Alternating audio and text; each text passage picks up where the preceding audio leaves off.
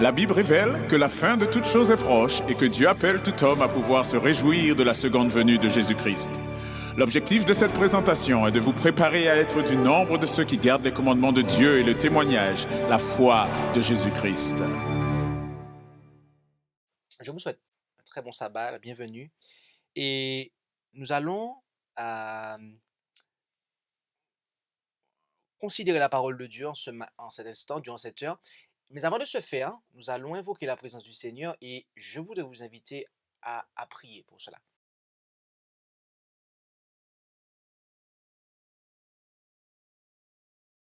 Éternel notre Dieu, notre Père céleste, quel doux privilège qu'est le nôtre que de pouvoir nous présenter devant ta face dans le nom de Jésus.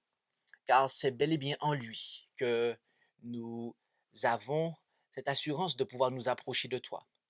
Et nous voudrions comprendre cela davantage. Alors, veuille nous toucher, veuille toucher nos cœurs, afin que nous puissions réaliser la valeur que nous avons à tes yeux et que le regard que tu portes sur nous puisse devenir le regard que nous portons sur nous-mêmes. Bénis ton peuple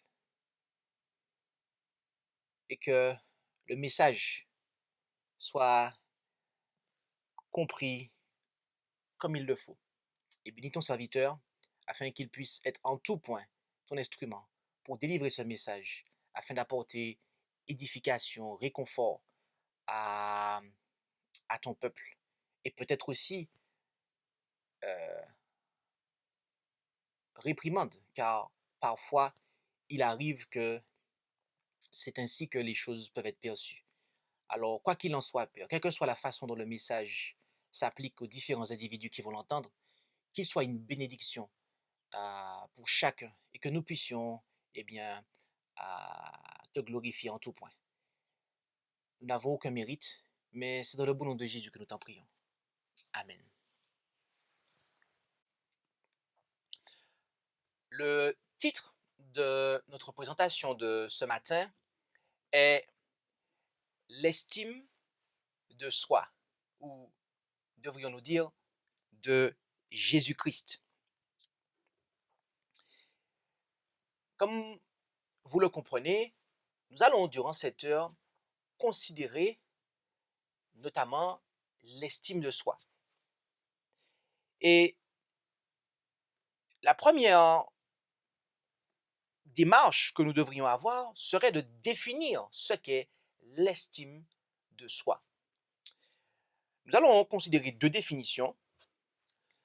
La première définition est celle que nous trouvons sur un site qui est Psychomédia, où il est dit « L'estime de soi est la perception d'une personne de sa propre valeur.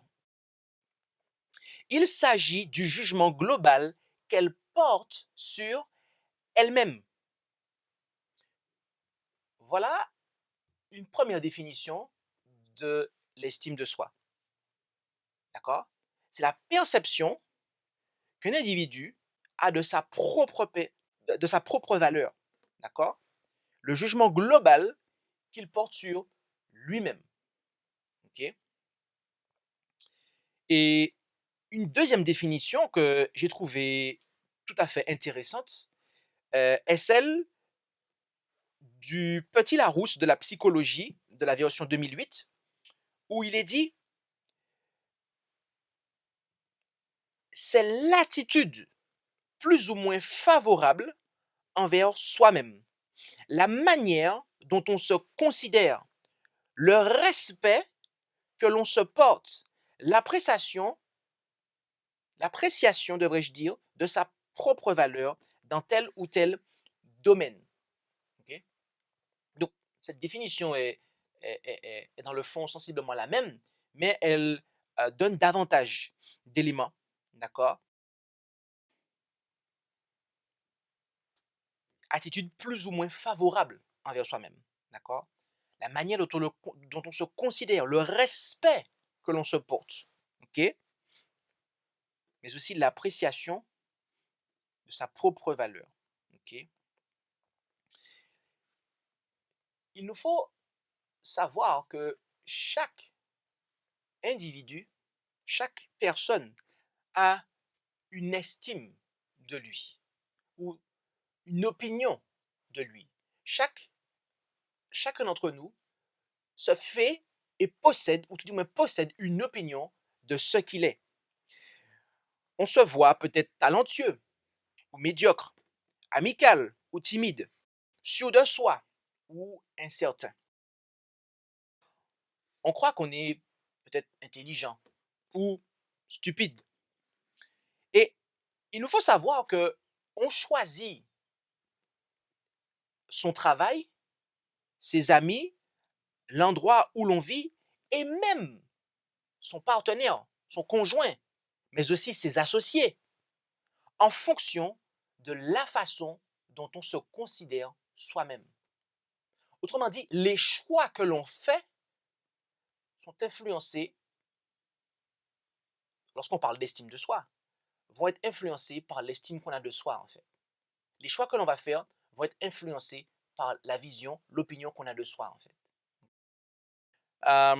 Le succès de la relation conjugale, le développement du couple, l'atmosphère dans le foyer et même celle de l'Église dépendent largement de ce que chaque individu a dans sa pensée, de l'estime qu'il a de lui, en fait. Okay? L'opinion, l'image qu'il se fait de lui. Okay? Et c'est ce que l'on est, ou plus exactement la manière dont on se voit, que l'on va présenter à autrui. Si, prenons un premier cas, la personne a l'impression d'avoir bien plus de valeur que les autres, d'être plus intelligent, plus capable, etc., qu'elle l'est en réalité, eh bien, elle prendra l'autre de haut et à ce moment-là, la relation sera pervertie. Et c'est dans ces conditions-là qu'on désire tout diriger. Deuxièmement, si par contre, la personne a l'impression d'avoir peu de valeur, dans le premier cas, c'était la surestime, ici on parle du fait de se sous-estimer.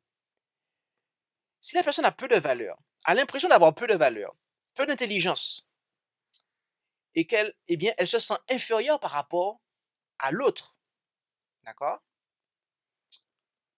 On n'ose pas s'affirmer. Et c'est à ce moment-là, en fait, que l'on va, eh bien, non pas diriger, mais se laisser tenir par le bout du nez, en fait. D'accord? Troisièmement, si la personne est bien dans sa peau, si elle a une image équilibrée d'elle-même, eh bien, à ce moment-là, il y a chez l'individu une certaine confiance, assurance, tranquillité. D'accord? Et on peut alors respecter l'autre.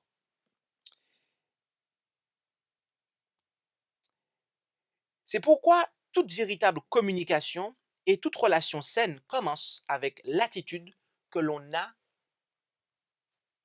envers soi-même.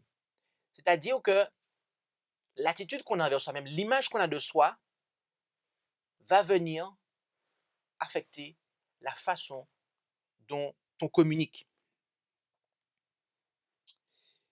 Il est vrai que chacun a par moments des sentiments de frustration, d'incapacité ou de manque d'estime de soi, ou une mauvaise image de soi, une mauvaise opinion de soi-même. Et c'est généralement ce qui arrive après une mauvaise journée ou suite à des actions que l'on a manquées. On se sent tout de suite au plus bas. On se sent misérable, minable. Mais parfois, le manque d'estime de soi ou le trouble de l'estime de soi est présent de façon plus permanente, comme quelque chose que l'individu porte en lui depuis très longtemps. après avoir fait cette petite introduction avec la vision que la psychologie porte et, et véhicule concernant l'estime de soi, nous allons maintenant voir qu'effectivement, il y a dans la Bible nous parle de ce concept-là. Et nous allons voir, à partir de maintenant, bibliquement parlant, ce qu'il en est, ce que la Bible dit. Car toi comme moi, mon ami, nous avons une image de nous. Quelle est cette image? Est-elle bonne ou mauvaise? Et si elle est mauvaise, à savoir trop haut ou trop bas, dans les deux cas, on va le voir, c'est mauvais. Comment faire pour y remédier? C'est ce que nous allons voir dans cette présentation. Le premier point est le fait de se surestimer. Nous allons passer quelques instants à considérer le fait de se surestimer. J'aimerais que nous puissions considérer le passage de l'Écriture qui nous indique la première fois où, eh bien, le déséquilibre de l'estime de soi a apparu dans l'univers. Ésaïe 14, versets 12 à 15. Comment es-tu tombé du ciel, astre brillant, à savoir Lucifer, fils de l'aurore? Comment as-tu été abattu à terre, toi qui foulais les nations? Tu disais en ton cœur, je monterai aux cieux, j'élèverai mon trône par-dessus les étoiles de Dieu. Je siégerai sur la montagne de l'assemblée, aux régions lointaines de l'Aquillon. Je monterai sous les hauteurs des nues, je serai semblable au Très-Haut. Mais tu es descendu dans le sépulcre, dans les profondeurs du tombeau.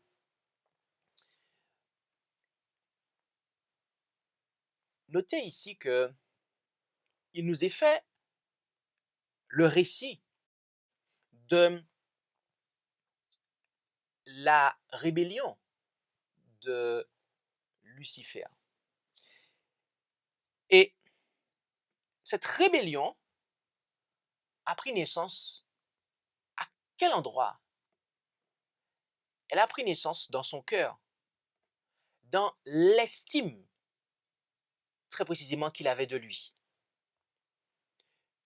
Il y a eu un déséquilibre dans l'estime, dans l'image qu'il se faisait de lui, de ce qui se passait, autrement dit, ce qu'il y avait dans sa tête le concernant. Et ce déséquilibre a engendré le péché, a laissé place, a donné naissance au péché. Par voie de conséquent, nous allons maintenant poser un postulat qui se vérifie dans la Bible et que nous venons de voir. C'est qu'en fait, déséquilibre au niveau de l'estime de soi conduit au péché. Le déséquilibre de l'estime, de l'image qu'on a de soi-même, conduit au péché. C'est pour cela que si nous voulons vivre une vie sans péché, c'est-à-dire faire la volonté de Dieu, nous devons retrouver la bonne image qu'est la nôtre. Nous devons avoir à notre esprit, être conscient de notre valeur, la juste valeur. Okay? Et ce déséquilibre qui, à ce moment-là, s'est manifesté par l'orgueil, donc par une surestime, eh bien, fut aussi manifesté dans la vie du roi de Babylone, tel qu'on peut le voir en Daniel 4, mais aussi dans la vie de Haman, en Esther 6, versets 1 à 14, et je donne là quelques exemples. À chaque fois, ils se sont élevés et Dieu les a abaissés. Et ainsi c'est vérifié le Proverbe 18, verset 12, où nous lisons: le cœur de l'homme s'élève avant que la ruine arrive, mais l'humilité précède la gloire. Lorsqu'on a on se surestime, eh bien la Bible nous dit que, avec certitude, que c'est la ruine, la chute qui va suivre.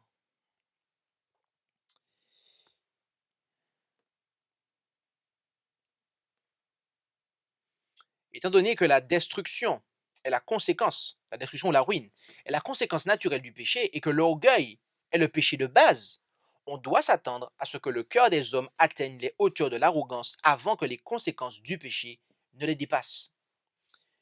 Et considérons un dernier texte pour conclure cette partie de fait de se surestimer, lequel se trouve en Galates chapitre 6, verset 3.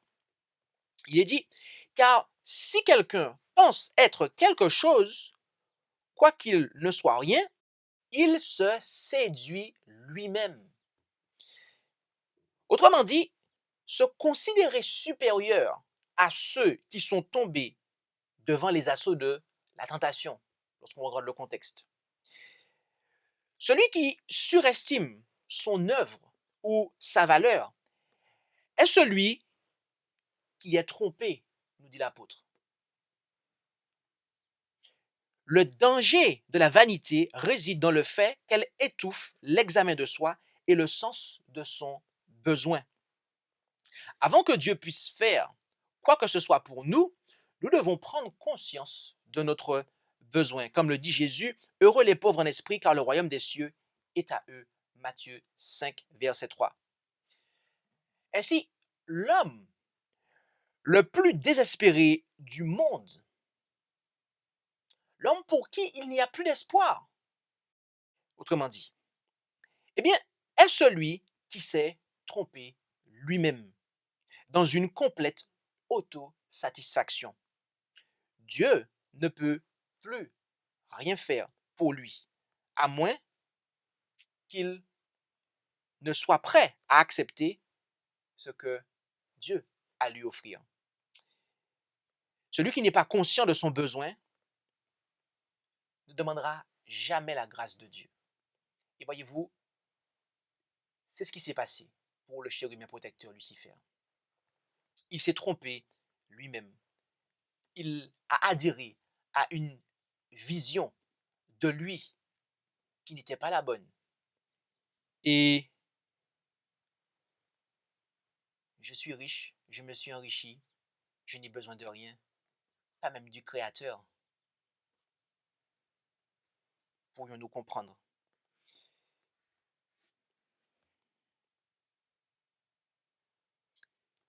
Il se séduit lui-même, mes amis. Et si cela est arrivé à un ange, si cela est arrivé à un ange qui a vu la face de Dieu, pensez-vous que nous sommes épargnés par cette séduction? Oh, mes amis, je ne le pense pas. Je ne le pense pas du tout. Maintenant, passons à la deuxième partie, qui est le fait de se sous-estimer. Car bien que le déséquilibre au niveau de l'estime s'est manifesté pour la première fois dans notre univers par la surestime de soi, ce qui a donné naissance au péché, il nous faut comprendre que l'opposé, l'extrême opposé, parce que là, il y a là un premier extrême, le fait de se surestimer, mais l'extrême opposé, le fait de se sous-estimer, c'est aussi dangereux en fait que le premier. Et nous allons voir cela maintenant. Si, lorsque je me surestime, je me place au-dessus des autres parce que je crois avoir une valeur supérieure à eux, eh bien, Lorsque je me sous-estime, eh bien, je me déprécie. J'attribue à ma personne une valeur inférieure à celle qu'elle a en réalité. Et Dieu, Dieu est celui qui nous attribue notre valeur, nous dit la Bible. Et remarquez, prenons un exemple de texte où Dieu nous attribue notre valeur. Deutéronome 7, verset 6. Il est dit, car tu es un peuple consacré à l'Éternel ton Dieu. L'Éternel ton Dieu t'a choisi, afin que tu lui sois un peuple particulier d'entre tous les peuples qui sont sur la face de la terre. Je vais reprendre le passage. Car tu es un peuple consacré à l'Éternel ton Dieu. L'Éternel ton Dieu t'a choisi, afin que tu lui sois un peuple particulier d'entre tous les peuples qui sont sur la face de la terre. Voilà ce que Dieu pense de son peuple. Voilà ce que Dieu pense de ceux qui sont à lui, de vous et de moi. Se sous-estimer revient donc à se déprécier, comme nous le disions, à perdre sa valeur. Et ce, au point d'en arriver à contracter des alliances compromettantes. En effet, en 2 Corinthiens 6, versets 14 à 18, nous lisons, ne vous mettez pas sous un même joug avec les infidèles, car qu'y a-t-il de commun entre la justice et l'iniquité? Et quelle union y a-t-il entre la lumière et les ténèbres? Quel accord entre Christ et Bélial? Ou quelle part a le fidèle avec l'infidèle? Et quel rapport entre le temple de Dieu et les idoles? Car vous êtes le temple du Dieu vivant, comme Dieu l'a dit. J'habiterai au milieu d'eux et j'y marcherai. Je serai leur Dieu et ils seront mon peuple.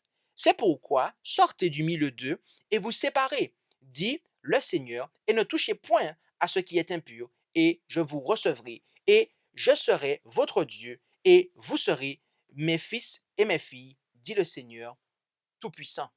Tout au long de l'histoire du peuple de Dieu, la violation de ce principe a inévitablement entraîné des désastres spirituels. C'est parce que les Israélites d'antan se sont associés avec les nations environnantes, les nations païennes, eh bien, qu'ils ont connu un déclin spirituel à de nombreuses reprises. Et pourquoi cela? Parce qu'ils n'ont pas accepté ce que Dieu leur a dit. Ils n'ont pas accepté la valeur que Dieu leur a donnée. Dieu leur a dit que vous êtes un peuple particulier. Vous êtes à moi. Cela voulait dire qu'ils ne pouvaient pas se mettre en association avec n'importe qui, avec des gens qui ne le servent pas, lui, le seul vrai Dieu. Mais cet idéal était, pourrions-nous dire, trop élevé pour eux, en fait. Et eux, ils préféraient un idéal moins élevé.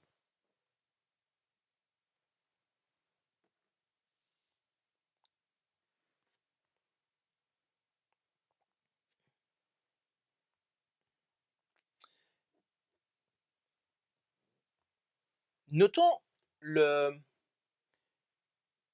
passage suivant. Mais avant de le faire, avant de noter la déclaration suivante, j'aimerais faire un rapprochement. Le message du premier ange nous dit de craindre Dieu et de lui donner gloire, notamment. Craignez Dieu, donnez-lui gloire, car l'heure de son jugement est venue, et adorez celui qui a fait le ciel, la terre, la mer et les sources d'eau. Lorsque on accepte ce message, eh bien, c'est la juste conception de soi qui revient. C'est la juste conception de soi, en fait, que, à travers ce message, Dieu désire nous accorder. Par contre, il y a un message qui suit. Elle est tombée, Babylone la grande.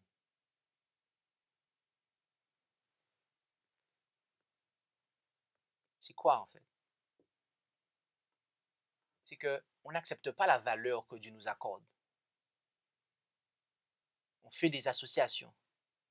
Et donc du coup, qu'est-ce qui se passe? On n'accepte pas l'image que Dieu a de nous. Remarquons maintenant la déclaration suivante. Dans Message choisi, volume 2, page 485, paragraphe 1.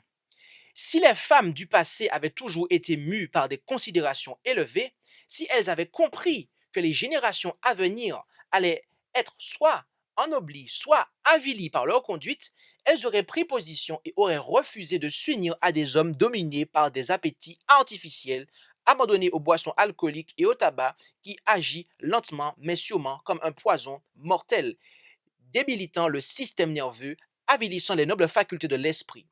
Si les hommes préfèrent épouser leurs vilaines habitudes, les femmes devraient les abandonner à leur plaisir. Les femmes ne devraient pas se sous-estimer au point de s'unir à des hommes ne sachant pas contrôler leurs appétits et dont tout le bonheur consiste à manger et boire, à satisfaire les passions animales. Les femmes n'ont pas toujours obéi aux données de la raison. Elles ont suivi leurs impulsions. Elles n'ont pas suffisamment compris leurs responsabilités. Le devoir de contracter des unions pour la vie qui évite de léguer à la progéniture une moralité inférieure et un désir passionné de satisfaire de vils appétits au détriment de la santé, voire de la vie. Dieu les tiendra responsables pour une grande part de l'état de santé et du caractère moral transmis aux générations futures. Notez ici que la message du Seigneur déclare que c'est parce que les femmes, dans le contexte ici, c'est parce que des femmes, et elle parle des femmes en général, ont, se sont sous-estimées, d'accord? Et c'est-à-dire qu'elles ont eu une très petite valeur d'elles-mêmes, quand on regarde dans l'anglais, l'original, eh bien, qu'elles sont allées à s'unir, que des mariages ont été contractés avec des personnes qui ne savaient pas contrôler leur appétit. Ok?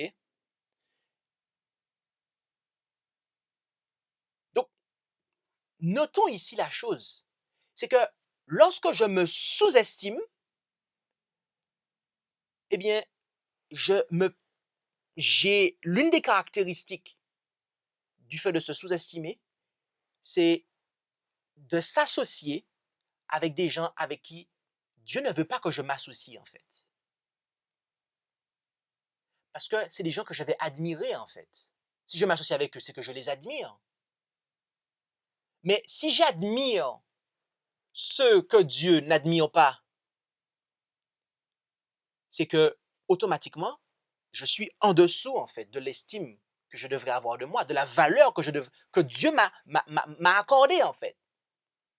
Dieu m'a dit que je suis précieux. Je suis son peuple particulier. Je fais partie de son peuple particulier. Et de ce fait, je suis à lui. Je ne peux pas me mettre avec n'importe qui et faire du n'importe quoi. Mais j'ai une mauvaise estime de moi-même. Et donc, je vais accepter de baisser mon niveau.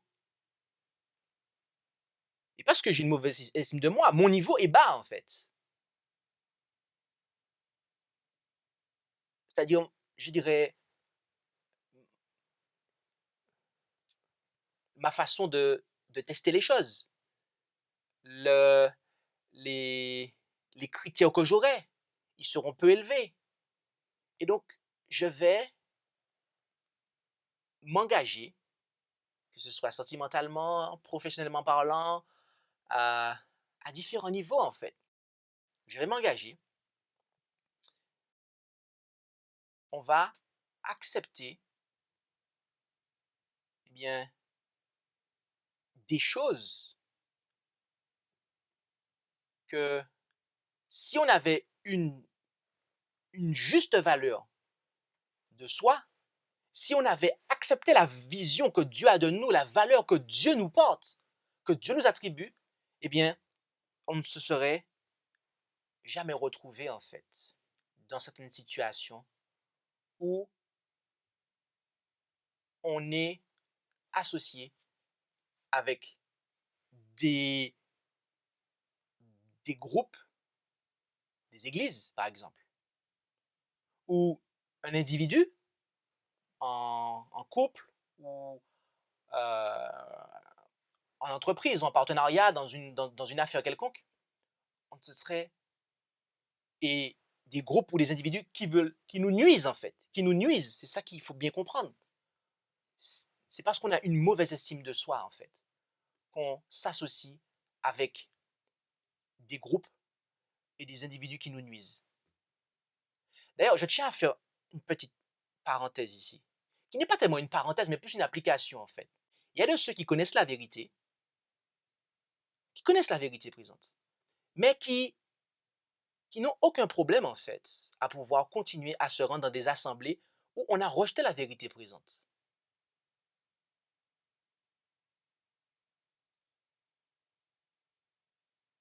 En fait, ça, c'est, c'est, il y a, ça peut notamment être dû au fait de se sous-estimer en fait. Puisqu'on l'a vu, Dieu nous dit qu'on est son trésor particulier, on est son peuple particulier. Et il nous dit de ne pas nous mettre sous le même joug avec les infidèles, car il désire être notre Père. Mais moi, qu'est-ce que je décide de faire? Eh bien, je décide de continuer à retourner dans les églises apostates, quel que soit leur nom en fait, même l'église nominale en fait. Je vais prendre la décision de continuer à y aller en fait. Mais Dieu t'a dit que tu es son peuple particulier. Il veut pas que tu te mettes avec des idoles. Pourquoi tu veux continuer à aller là en fait?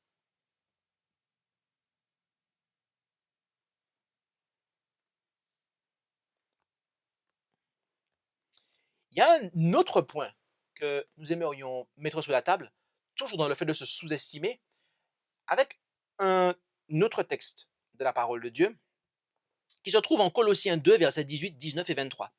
Il est dit que personne ne vous ravisse le prix par une humilité affectée et par le culte des anges, s'ingérant dans les choses qu'il n'a point vues, étant témérairement enflé de son sens charnel et ne s'attachant pas au chef, duquel tout le corps, joint et étroitement uni au moyen des jointures et des liens, s'accroît d'un accroissement selon Dieu. Verset 23.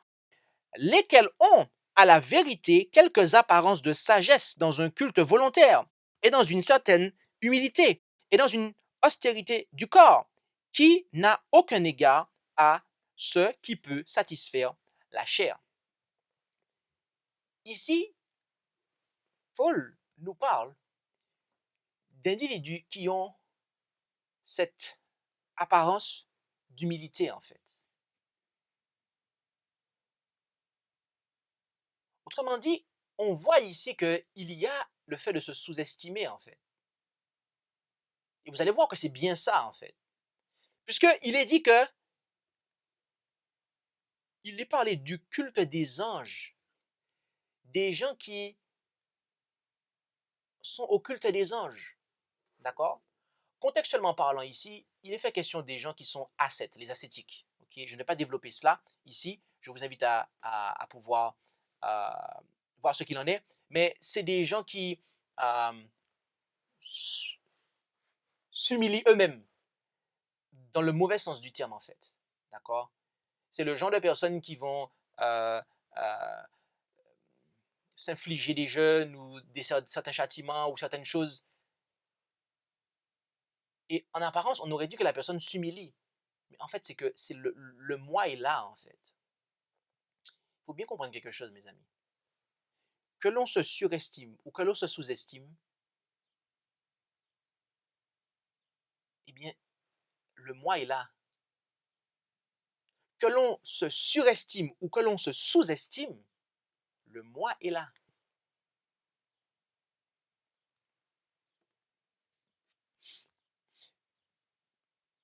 Il est parlé du culte des anges ici. Ces individus-là, dont Paul nous parle, pensaient que Dieu était trop élevé et que les êtres célestes qui étaient à son service étaient comme des émanations de lui et donc pouvaient être adorés. Nous savons de par l'Écriture que les anges ne doivent pas être adorés. Il n'y a qu'à voir ce qui se passe en Apocalypse lorsque Jean se prosterne au pied de l'ange pour l'adorer, mais il lui dit non, adore Dieu. Quelle serait l'application pour nous aujourd'hui? En fait, elle n'est pas très compliquée, puisque dans la Bible, les messagers sont symbolisés par des anges. Les messagers sont symbolisés par des anges.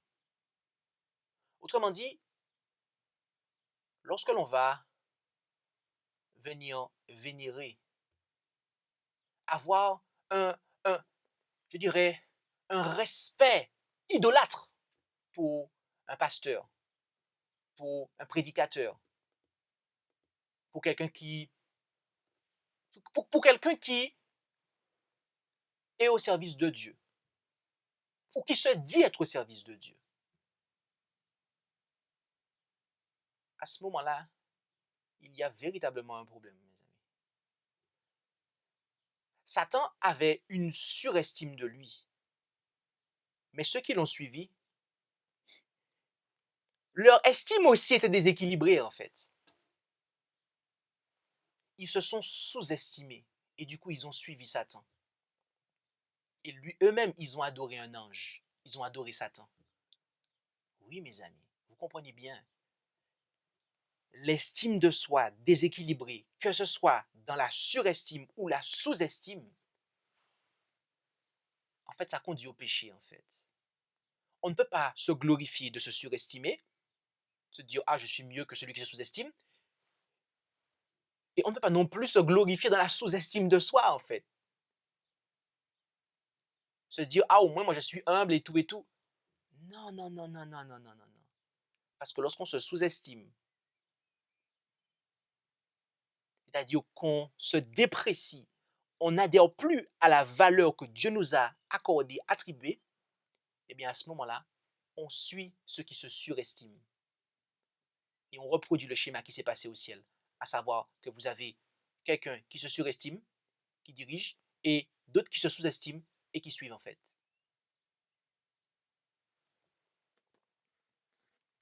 Mais là, contrairement à Dieu, contrairement à ce que Dieu a dit, ainsi, nous comprenons que il n'y a de sûreté que dans une estime de sa personne, que dans une opinion, une image de soi équilibrée.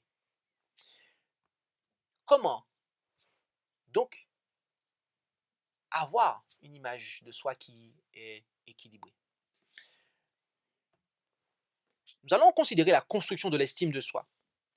Dans le livre des Proverbes, chapitre 29, verset 15, il est dit « La verge et la répréhension donnent la sagesse, mais l'enfant livré à lui-même fait honte à sa mère. » De par le péché de nos premiers parents, notre humanité, notre nature est déchue, corrompue. Et livrés à nous-mêmes, nous sommes conduits inévitablement à pécher. C'est pour cela que Dieu demande à ce que les parents puissent reprendre, corriger leurs enfants. On ne peut pas laisser un enfant comme ça, en fait. Il y a une éducation à apporter. Car c'est dès l'enfance que va se construire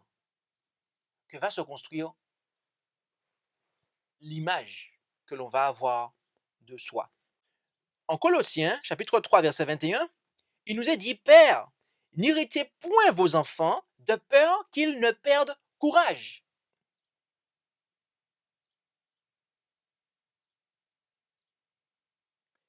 Il peut arriver que, alors que Dieu a confié aux parents d'éduquer leurs enfants, eh bien que ces derniers commettent des erreurs. Et ce qui conduirait à un dérèglement plus ou moins prononcée de l'estime, de la vision, de l'image que l'enfant va avoir de lui. Le fait de se décourager, en fait. OK? Quand vous êtes découragé, vous êtes à terre, en fait.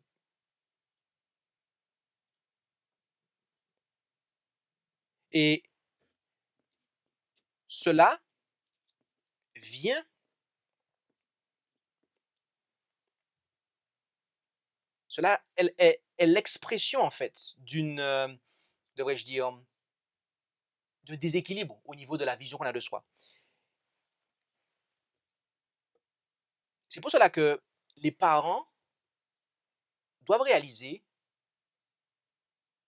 qu'ils ont un rôle, qu'ils ont une responsabilité dans la formation de l'image que les êtres qui sont placés sous leur responsabilité ont d'eux-mêmes.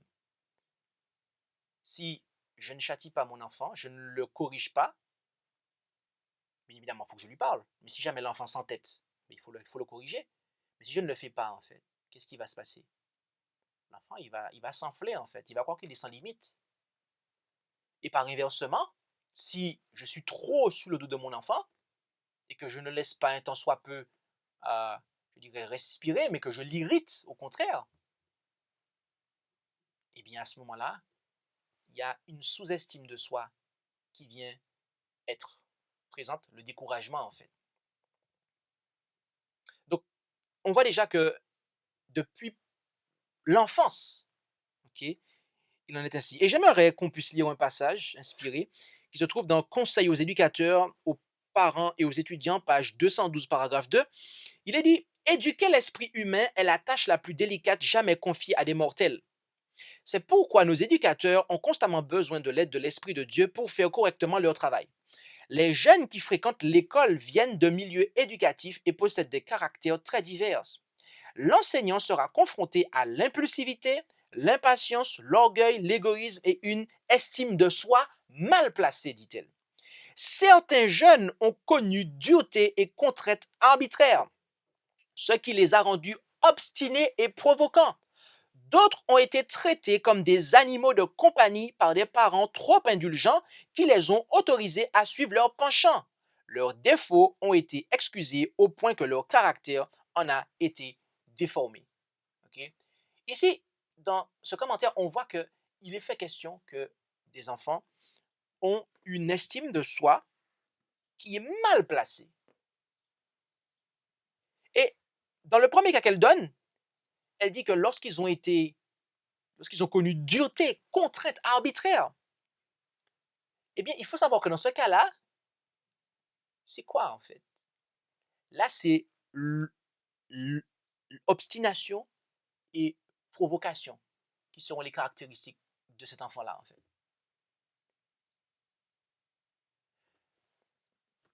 Il y a le cas parfois où lorsque vous dévalorisez votre enfant, il a un enfant qui est dévalorisé, il va avoir cette tendance à avoir, naturellement à se sous-estimer en fait. D'accord? Mais lorsque on se montre tyrannique, ok? Lorsqu'on se montre, lorsque le visage que l'enfant voit, c'est un visage de dureté, ok?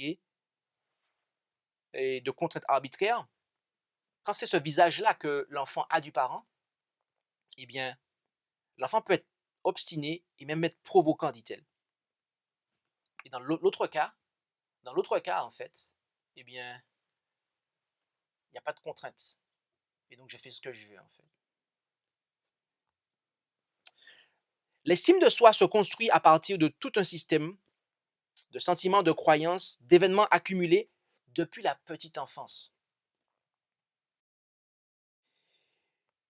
Tout au long de son existence, l'être humain se construit progressivement et façonne constamment une image de lui et aussi des autres. Et on peut évaluer une personne de 4 manières différentes. Il y a 4 façons dont un individu, une personne peut s'évaluer, peut se voir. Ok? Voyons voir quelles sont ces 4 visions. La première, eh bien justement, c'est la façon dont on se voit, la vision qu'on a de soi, l'image qu'on a de soi, l'opinion qu'on a de soi. Ok? Deuxièmement, la manière dont les autres la voient. Ok? La manière dont les autres la voient. On m'a dit que je suis médiocre. On m'a dit que je suis pas intéressant, etc. Donc, je sais que eux, ils pensent ça de moi. D'accord? Par exemple. Troisièmement, la manière dont elles pensent être vues par les autres. La manière dont elles pensent être vues par les autres. Ce qui est différent de la première. La première, c'est que je sais ce que l'autre pense de moi. Celle-là, c'est ce que je pense que l'autre pense de moi. Il me dit que je suis médiocre, mais ce que je pense, ce qui vient dans ma tête, c'est qu'en fait, il ne veut plus me voir sur Terre, en fait. Et voilà ce que je pense de ce qu'il pense de moi, en fait. Parce qu'il m'a dit que je suis médiocre, eh bien, je vais penser qu'en fait, il ne veut pas de moi sur Terre, en fait. Et quatrièmement, la manière dont Dieu la voit. La manière dont Dieu la voit. Donc, la vision que Dieu, si je prends mon cas, la vision que Dieu a de moi, en fait. Ok? Lui, il pense ça de moi. Je pense qu'il pense ça de moi aussi. Et il y a ce que Dieu, eh bien, comment Dieu me voit. D'accord?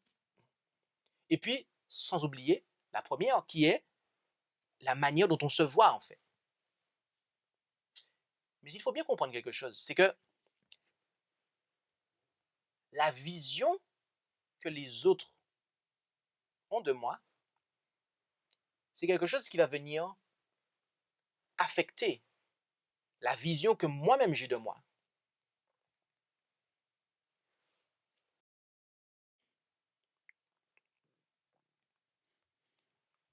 Si vous humiliez quelqu'un constamment, en fait, ce qui va se passer, c'est que la personne va avoir envie de se suicider, en fait. Toutes les fois où il y a eu, enfin, bon nombre de fois où il y a eu des suicides, en fait,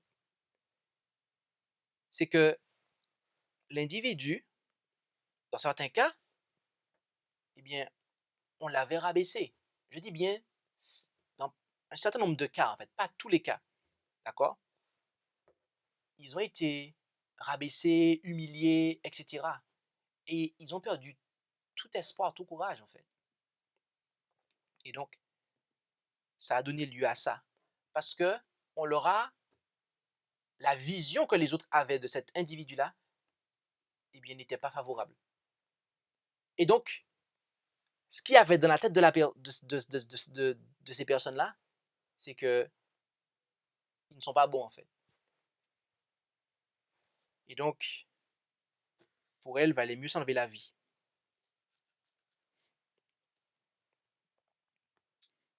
Mais le point de vue qui devrait être le plus important pour chacun d'entre nous, ce n'est pas quelle que soit la vision que j'ai de moi-même, ce n'est pas ce que l'autre pense de moi ou ce que je pense que l'autre pense de moi. C'est ce que Dieu pense de moi, en fait.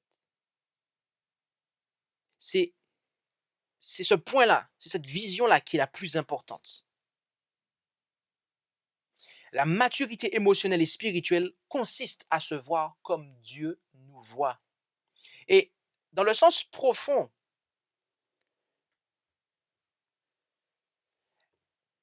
la valeur qu'on a de soi, en fait, eh bien, elle vient de Dieu. En effet, nous avons été créés à l'image de Dieu.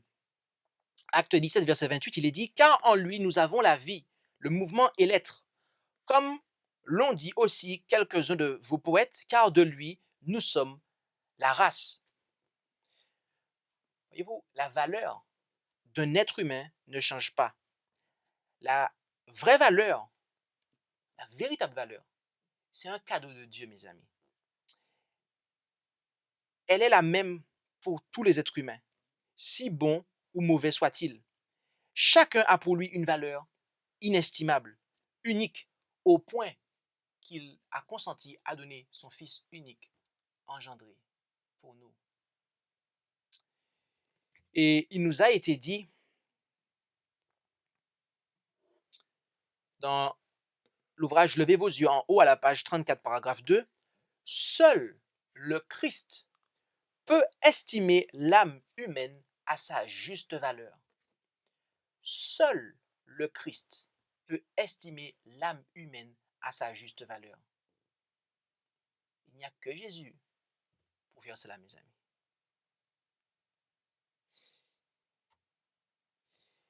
Dans la Bible, il y a de nombreux textes qui nous parlent de la manière dont Dieu nous voit, dont Dieu voit l'homme.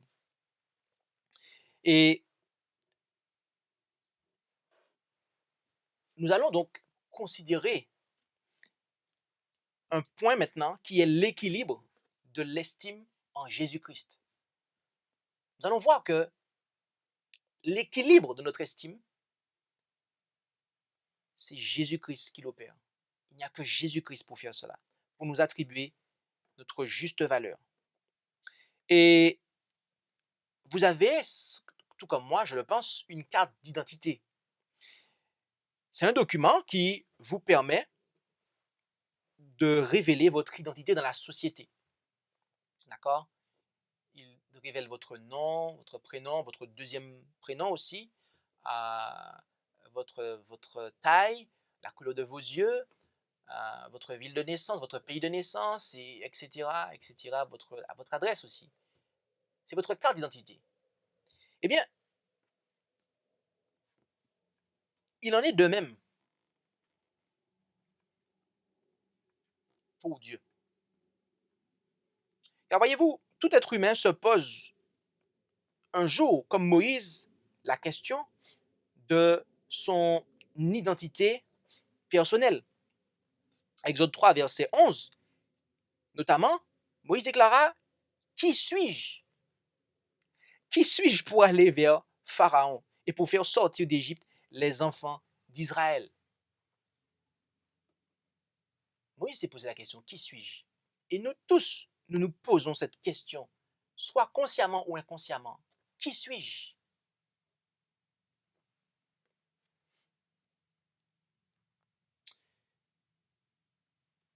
En tant que chrétiens, nous avons un document unique qui nous révèle notre identité. La Bible, qui établit d'une manière irréfutable notre véritable identité. Et dans ce domaine, plus que tout autre, il est important de penser de manière juste. Il est important d'avoir une juste vision de soi. Car dans le Proverbe 23 et au verset 7, dans la version Louis II 1910, il est dit, car il, donc l'homme, est comme les pensées de son âme. On est ce qu'il y a dans notre pensée.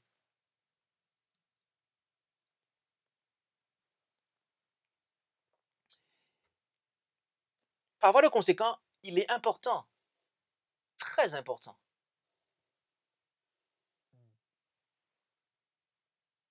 d'être au clair sur la valeur que nous avons.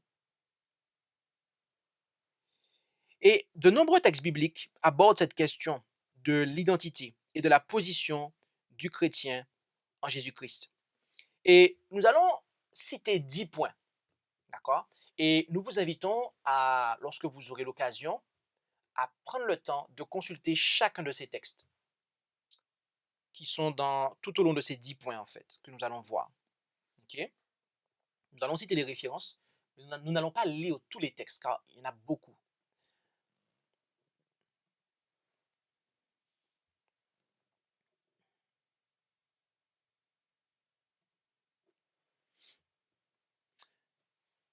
Le point numéro 1, c'est que j'ai été créé à l'image de Dieu. Genèse 1, versets 26 et 27. Je suis par conséquent une créature merveilleuse. Psaume 139, verset 14. Le deuxième point, c'est que j'ai été choisi et connu avant que je fus formé dans le ventre de ma mère. Jérémie 1, verset 5. C'est Dieu qui m'a formé. Il m'appelle par mon nom. J'ai du prix à ses yeux. Ésaïe 43, verset 1 à 4, 44, verset 2. Troisièmement, je suis doublement un enfant de Dieu. Tel qu'on peut le voir en Jean 1, verset 12. Dieu est mon Père par création. Romains 8, verset 14 et 15, Galates 3, verset 26 et chapitre 4, verset 6. Mais aussi mon Père par rédemption.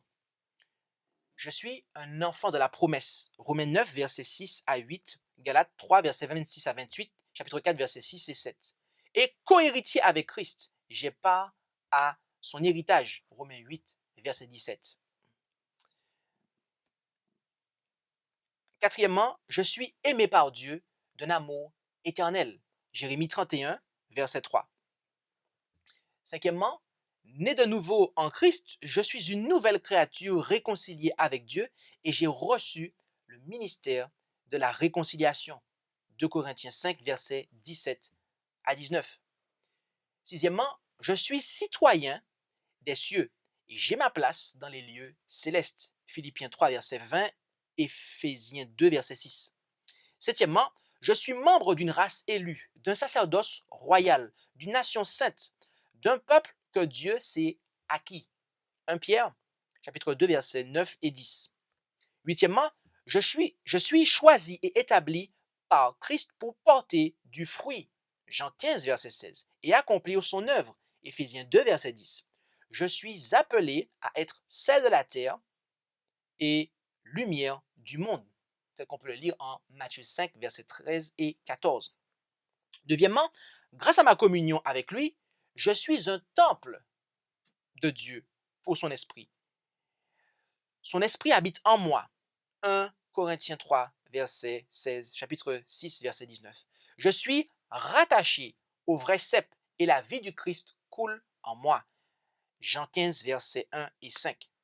Et dixièmement, pour terminer, je ne suis pas ce que j'aimerais être, mais par la grâce de Dieu, je suis ce que je suis. 1 Corinthiens 15, verset 10. Un ami du Christ. Jean 15, verset 15. Voilà, mes amis, là, une carte, la carte d'identité du chrétien. La carte, votre carte d'identité. Et voyez-vous, cette carte d'identité est non seulement la vôtre, mais aussi celle de votre prochain. Tout cela s'applique également à autrui. Donc, lorsque vous allez reprendre point par point tous ces passages, nous vous invitons à penser, à voir que voilà ce que Dieu, voilà ce que Dieu, voilà ce que Dieu pense de vous. Voilà l'identité que vous avez en Jésus, mais c'est aussi le cas pour autrui en fait. La vision que Dieu a de moi. C'est ça qui va venir rétablir, eh bien, l'estime que j'ai de moi. Quand bien même dans mon enfance, on m'a humilié, mes parents m'ont humilié, ou mes frères et sœurs m'ont humilié, ou etc. de choses qui se sont passées en fait. Et du coup, j'ai une mauvaise estime de moi en fait. Dieu, lui, il peut, par sa parole, m'accorder la véritable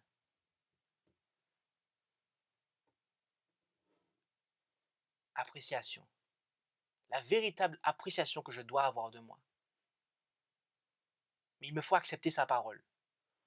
Ce n'est que si j'accepte sa parole, ce n'est que si j'accepte ce que Dieu dit de moi, eh bien, que je peux avoir une estime de ma personne qui est équilibrée. Dieu me dit que tu es mon enfant. Je ne suis pas un chat, je ne suis pas un chien, je suis son enfant. Je ne suis pas non plus un ange, je ne suis pas non plus un créateur, le créateur.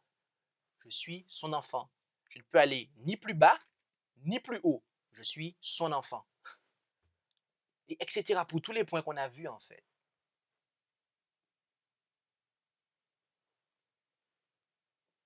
C'est ça, c'est ainsi qu'on peut avoir une estime de soi qui est équilibrée en fait. C'est d'accepter la parole de Dieu.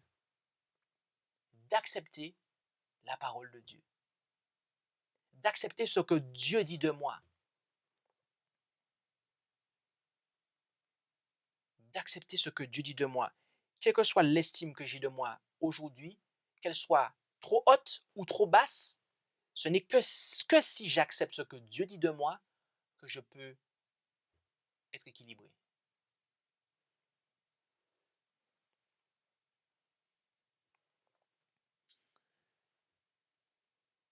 Et l'estime est aussi quelque chose qui est en rapport avec le couple, la famille, mais aussi l'Église. D'accord? Car rappelez-vous que la vision qu'on a de soi est affectée, naturellement parlant, par ce que les autres pensent de nous. Et ensuite par ce que l'on pense que les autres pensent de nous. D'accord?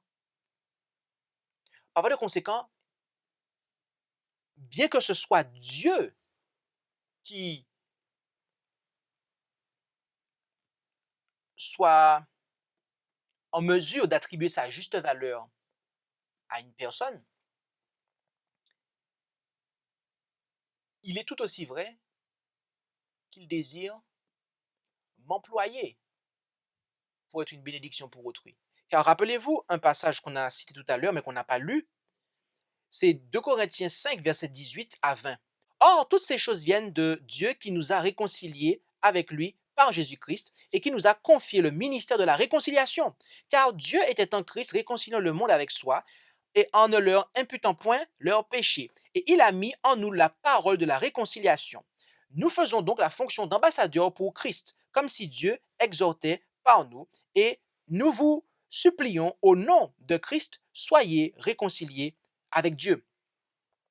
Donc, notez que lorsqu'on a été soi-même réconcilié avec Dieu, d'accord? Et lorsqu'on parle de réconciliation ici, il faut savoir que le terme grec qui est employé a le même sens en fait que kofor en hébreu, à savoir expiation en fait. Donc là, c'est le ministère de l'expiation en fait. C'est quoi l'expiation? C'est le fait de pouvoir, eh bien, revenir en harmonie. Deux parties qui n'étaient plus reviennent en harmonie.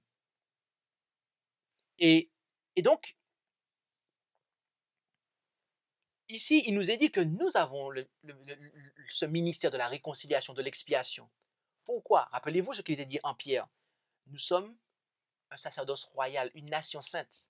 Donc, nous avons en fait, une fois que nous sommes en Jésus-Christ, eh bien, ce privilège de pouvoir, eh bien, amener les autres à être en harmonie avec Dieu. D'accord? Donc, par voie de conséquent, je dois, eh bien, véhiculer à autrui, à mon prochain, la vision que Dieu a de lui. Et c'est ainsi que je vais être dans le ministère de la réconciliation, en fait. C'est en donnant à autrui la vision que Dieu a de lui. Comment cela? Comment cela peut se faire? Dans le couple, dans la famille, dans l'église? Comment cela fonctionne-t-il?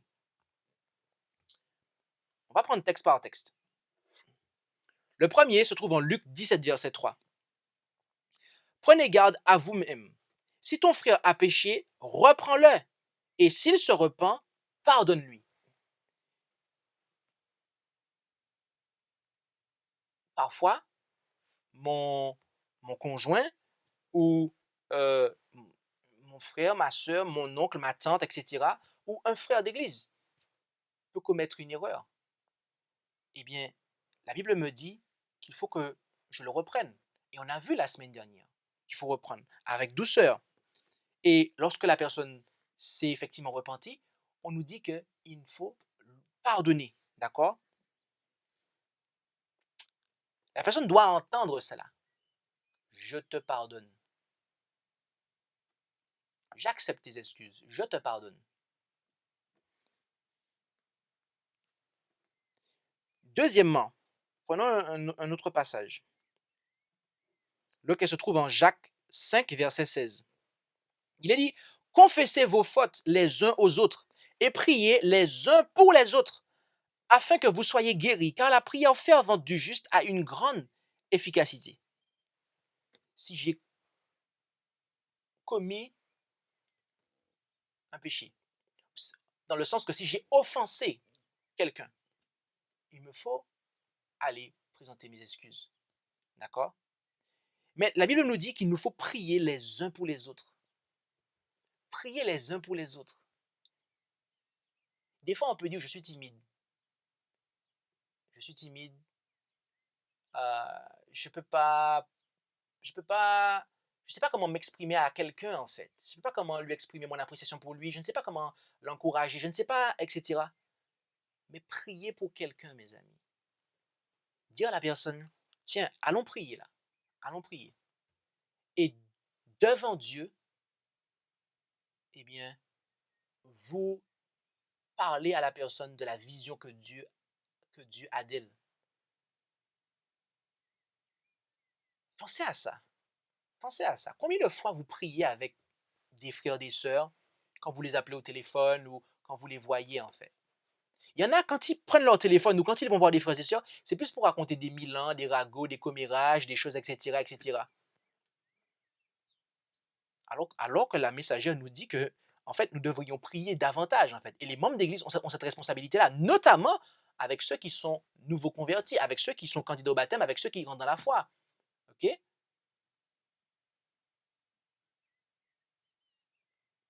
On a cette responsabilité-là, en fait, de prier avec l'autre. En priant pour quelqu'un, on le présente à Dieu, en fait, et on l'amène à Dieu.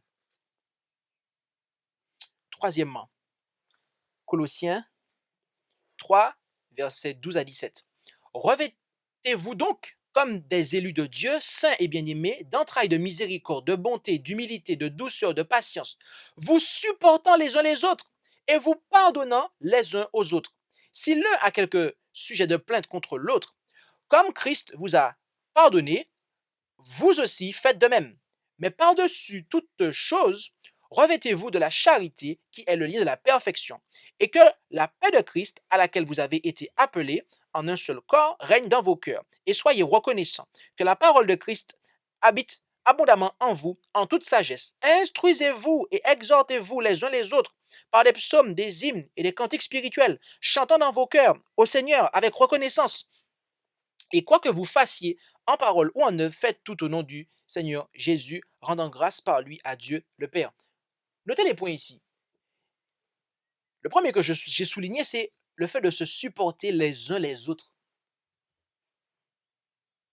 Mes amis, c'est marqué dans la Bible, Colossiens 3, verset 13. Supportez-vous les uns les autres. Ah, je ne le supporte pas. Je ne sais pas le voir, je ne sais pas être en sa présence, etc., etc. Pourtant, la Bible dit qu'il faut se supporter. Il faut croire qu'il y avait des insupportables dans l'église de Colosse. Il y avait des gens qui étaient insupportables. Il y avait des gens qui étaient un petit peu, comment on pourrait dire aujourd'hui, ah, il est un peu lourd, lui, il est un petit peu, ah, il est insupportable. Mais qu'est-ce qu'il est dit? Supportez-vous les uns les autres, en fait. Vous pardonnez les uns aux autres. Instruisez-vous, exhortez-vous. Est-ce que je fais ça? Eh bien, si je dois le faire, si vraiment j'ai été réconcilié avec Dieu, si j'ai une estime de moi qui est équilibrée, eh bien, je suis alors un ministre de la réconciliation. J'ai le ministre de la réconciliation. Et donc, je peux alors supporter ceux qui ont des faiblesses. Mais quand je ne supporte pas ceux qui ont des faiblesses, que je ne suis pas prompt à instruire, à exhorter, ou à prier avec un frère qui a des faiblesses, et même le reprendre, c'est peut-être parce que je n'ai pas encore reçu le ministère de la réconciliation et que mon estime à moi-même n'est pas encore équilibrée.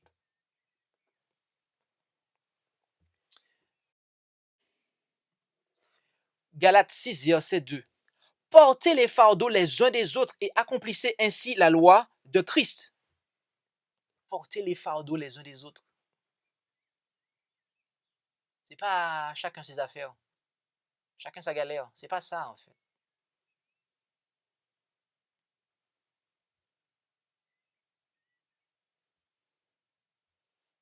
Chacun son affaire, chacun ses affaires, chacun fait ses affaires, et puis chacun ses difficultés, et puis voilà.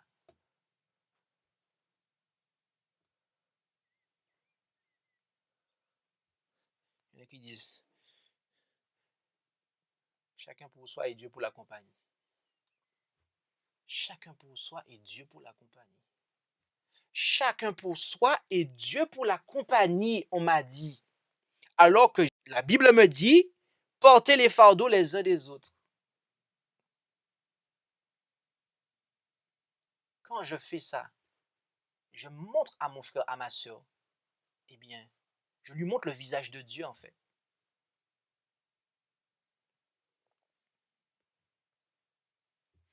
On va terminer avec Romains 12, versets 9 et 10 dans la version d'Arby. Que l'amour soit sans hypocrisie. Ayez en horreur le mal. Tenez ferme au bien. Quant à l'amour fraternel, soyez pleins d'affection les uns pour les autres. Quant à l'honneur, étant les premiers à le rendre aux autres. Alors très précisément, c'est l'avant-dernier texte ici. Okay? L'avant-dernier texte. Je fais une rectification. Remarquez qu'il est dit, quant à l'honneur, étant les premiers à le rendre aux autres. Autrement dit, en fait, je ne cherche pas à avoir les honneurs pour moi, mais je cherche plutôt à le donner aux autres. Le résultat d'une véritable affection est que l'on ne cherche pas son propre honneur ou sa propre position, mais qu'on est prêt à rendre honneur aux autres. Les frères chrétiens qui sont motivés par un amour authentique seront plus enclins à rendre hommage qu'à le recevoir. Aucun ne sera ambitieux de recevoir les honneurs, mais chacun sera désireux de faire honneur à autrui.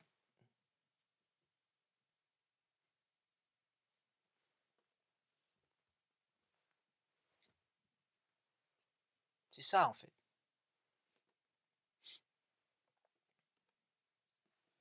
Et il y a un deuxième et un dernier qui est en Philippiens 2, verset 3. Ne faites rien par contestation ni par vaine gloire, mais que chacun de vous regarde les autres par humilité comme plus excellents que lui-même. Que chacun de vous regarde les autres comme plus excellents que lui-même. L'humilité fixe son regard sur les qualités de l'autre et le juge à partir de son point de vue. Et pas les défauts en fait. L'homme vraiment humble est sensible à ses propres défauts, mais se rend compte qu'il n'a pas la même vision claire des défauts des autres. Il est naturel pour ceux qui ont un sens juste des défauts de leur propre âme d'espérer qu'il n'en est pas de même pour les autres et de croire qu'ils ont un cœur plus pur que le leur. Cela les amène à penser que les autres méritent plus de respect qu'eux-mêmes.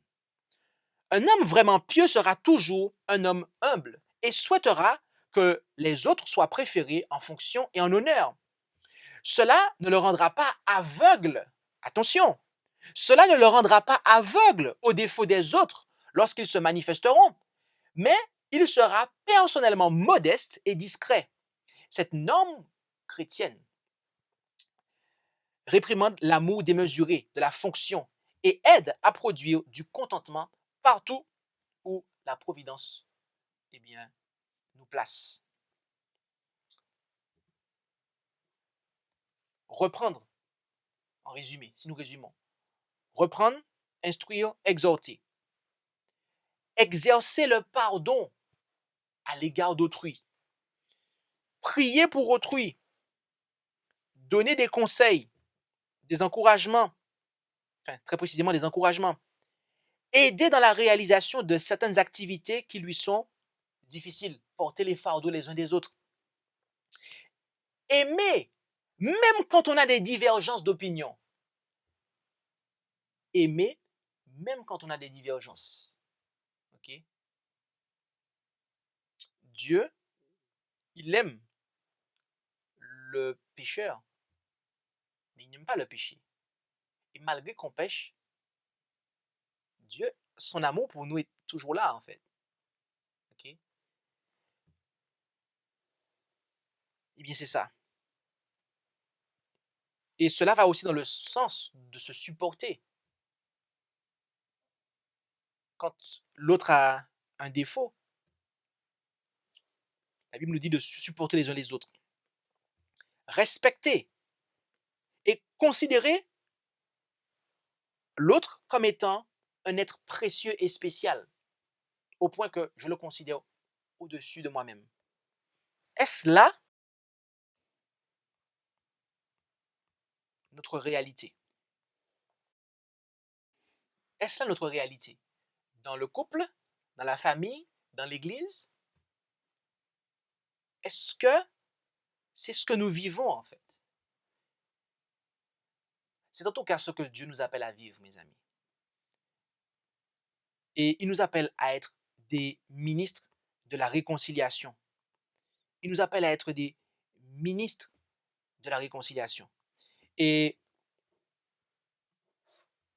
la message du Seigneur dit la chose suivante dans Levez vos yeux en haut, page 229, paragraphe 5, concernant le dernier texte que nous avons pris. Oh, combien de bénédictions précieuses ne perdons-nous pas en nous surestimant nous-mêmes et en sous-estimant les autres. On perd de précieuses bénédictions, mes amis, en nous plaçant au-dessus des autres.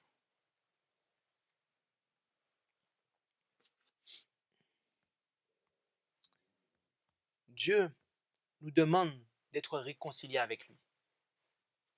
Il nous demande d'accepter sa parole. Sa parole qui nous dit ce qu'il pense de nous, en fait. Et ainsi, en Jésus, nous aurons l'image, l'opinion, la pensée de Dieu à notre égard. Je ne dois pas me voir à travers mes propres yeux, mais je dois me voir à travers les yeux de Dieu, les yeux de Christ. Comment Dieu me voit? Qu'est-ce que Jésus dit de moi? C'est ça l'estime, la véritable estime. Une estime qui est inébranlable. C'est ce que Dieu a dit de moi, en fait. Quel que soit ce que, dans mon enfance, on m'a dit, quel que soit ce que j'ai pu entendre, même s'il y a des gens qui parlent dans mon dos, ce que Dieu a dit de moi a plus d'importance, en fait.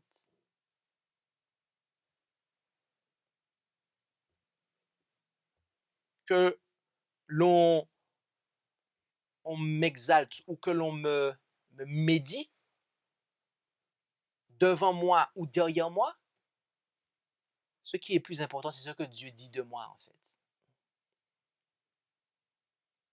Et à ce moment-là, le moment où je suis conscient de ce que Dieu pense de moi, eh bien, je réalise que c'est aussi ce qu'il pense de l'autre. C'est aussi ce que Dieu pense de celui qui est à côté de moi. Et donc, je dois révéler à l'autre l'image, la façon dont Dieu le voit aussi. Parce que peut-être que autrui n'est pas au courant. Peut-être que mon conjoint n'est pas au courant. Mon conjoint n'a peut-être pas une bonne image de lui-même. Peut-être que c'est un frère ou une sœur, un oncle ou une tante. Eh bien, si moi-même je suis réconcilié avec Dieu, si moi-même j'ai une juste vision de ma personne, équilibrée, j'ai accepté la vision que Dieu a de moi en fait, l'identité que Dieu m'a donnée en Jésus-Christ, eh bien à ce moment-là, je peux alors être un ministre de réconciliation et révéler aux gens leur identité. En fait,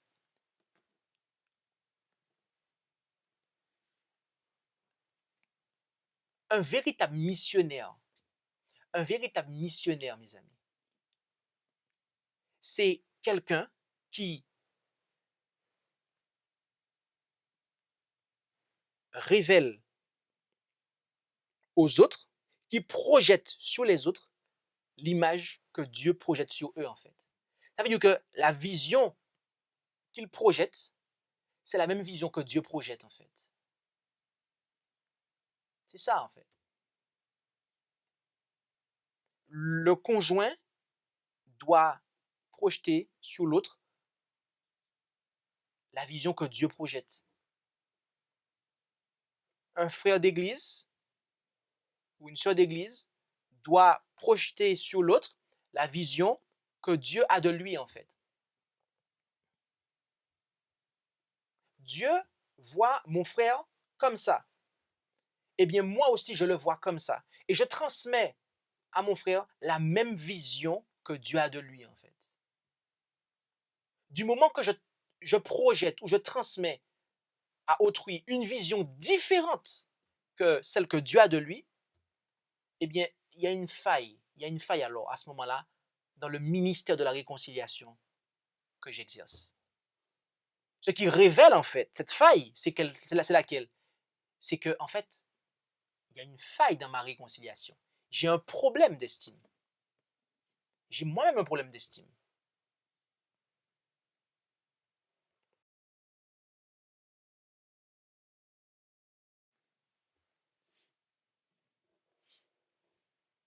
En conclusion, eh bien, nous pouvons dire ce qui nous est dit en 2 Corinthiens 3, verset 5. Non que nous soyons capables par nous-mêmes de penser quelque chose comme de nous-mêmes, mais notre capacité vient de Dieu. Et c'est pour cela que nous lisons aussi en Philippiens 4, verset 13, je puis tout par Christ qui me fortifie. Toute notre capacité, toutes nos possibilités, mes amis, tout cela nous vient de Dieu en fait. Il nous faut le reconnaître dans toutes nos voies, de manière à ce que nous puissions avoir cette vision, cette image que Dieu a de nous, la façon dont Dieu nous voit, de manière à ce que la façon dont Dieu nous voit puisse devenir la façon dont on se voit en fait. Et si vraiment on a embrassé la façon dont Dieu nous voit, eh bien on va transmettre à l'autre cette façon de voir. Et on va voir l'autre comme Dieu le voit en fait. Et l'autre va le voir et on va le conduire à équilibrer l'estime qu'il a de lui. Combien de fois vous dites je t'aime à votre conjoint? Combien de fois vous dites je t'aime à votre enfant? Combien de fois vous dites aux gens que vous les appréciez en fait? Il y a des, il y a des, il y a des parents qui ne disent jamais je t'aime à leur enfant. Jamais.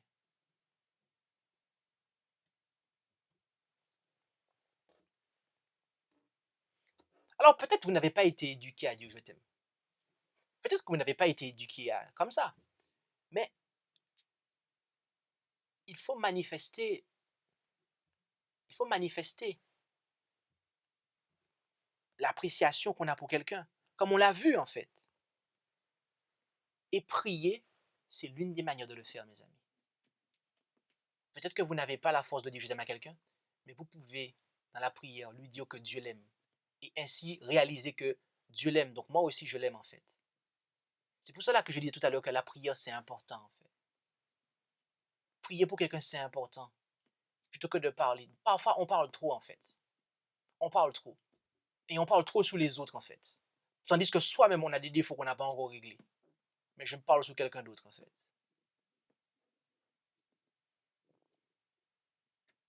On parle beaucoup, mais on ne prie pas assez. Est-ce qu'on a la vision que Dieu a de nous? Est-ce que ce que Dieu pense de moi, c'est ce que je pense de moi? Si ce que je pense de moi n'est pas ce que Dieu pense de moi, à ce moment-là, mon déséquilibre demeure. Et mon estime de soi, l'estime que j'ai de moi, elle n'est toujours pas bonne en fait. Qu'elle soit trop élevée ou sous-élevée, c'est la même chose. Le moi est encore là en fait. Le moi disparaît une fois que j'ai accepté la vision que Dieu a de moi en fait. La valeur que Dieu m'attribue. Et à ce moment-là, une fois que j'ai pleinement accepté la valeur que Dieu m'attribue, eh bien, je peux alors projeter, partager aux autres la valeur que Dieu leur attribue. Parce que c'est la même valeur que Dieu leur attribue aussi, en fait. Ainsi, plaise à Dieu que nous soyons réconciliés avec lui. Et ce qui nous permettra de pouvoir être des ministres de réconciliation. Plaise à Dieu que nous puissions avoir notre estime de nous-mêmes qui soit équilibrée en Jésus-Christ.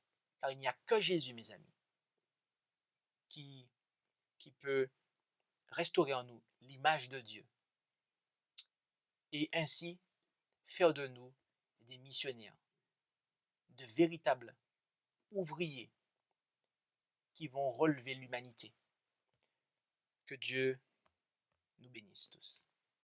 Je vous invite à pouvoir prier pour conclure.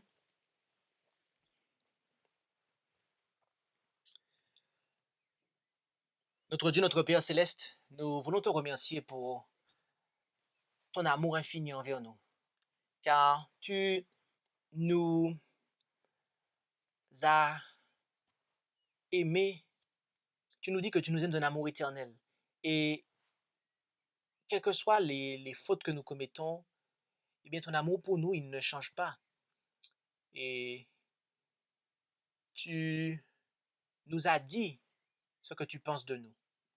Tu nous as révélé notre identité en Jésus-Christ. Et tu désires que nous puissions nous attacher à cette identité et que nous puissions l'accepter. Donne à chacun d'entre nous, Père, de pouvoir accepter ta parole, accepter ce que tu dis de nous, tout ce que tu dis de nous, de sorte que nous puissions, eh bien, être réconciliés avec toi en Jésus-Christ et être à notre tour des instruments pour amener d'autres à être réconciliés eux aussi avec toi. Bénis ton peuple et que ta volonté soit faite dans notre vie. Nous t'en prions au nom de Jésus. Amen. Merci d'avoir écouté cette présentation avec intérêt. Pour plus d'informations, consultez notre site internet lereste.org et suivez-nous sur Facebook ainsi que sur YouTube à @lereste. Vous pouvez aussi nous contacter par email à info@lereste.org ou par téléphone au +33 6 12 60 13 69.